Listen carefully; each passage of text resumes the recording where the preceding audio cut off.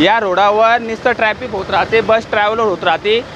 त्याच्यामुळं एक प्रवासी ज्याच्या बायको पोरांना सोडण्यासाठी इथून जात होता, त्या माणसाचा तोल गेल्यामुळं अशा प्रकारच्या बसच्या मागच्या टायरमध्ये येऊन त्या व्यक्तीचं पूर्ण मेंदू बाहेर आला आणि त्याचे फोटो व्हिडिओ आत्ता डिपार्टमेंट पण लेट आली आणि त्यानंतर ॲम्ब्युलन्सला पण 4 फोन लावल्यावर ॲम्ब्युलन्स आलेली। त्याच्या घरची इथं नुसतं रडत बसलेले होते, बायको पोरं 2 लहान पोरांसोबत होता तो।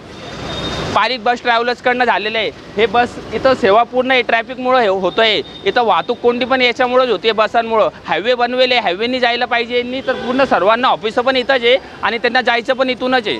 त्याच्यामुळे वाहतूक कोंडी आणि अशा प्रकारचे अपघात होता।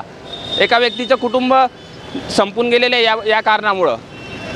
आत्ता किती 10-15 मिनटं पहिले 9:30 वाजता करेक्ट आम्ही इथून फक्त द्वारक्यावर चहा पिऊन येत होतो। कोणीही व्यक्ती असं वाटत होता बेवडा व्यक्ती पिऊन पडलेला आहे, कोणी त्याच्यावर लक्ष देत नव्हतं आणि अक्षरशः त्याचं पूर्ण डोकं फाटून मेंदू बाहेर आलेलं होतं, तरी कोणी लक्ष देत नव्हतं त्या व्यक्तीवर।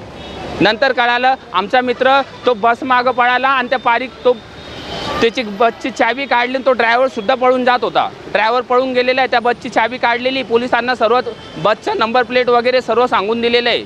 ॲम्ब्युलन्स वगैरे पण सर्व लेट आलेली आहे पूर्ण इथं।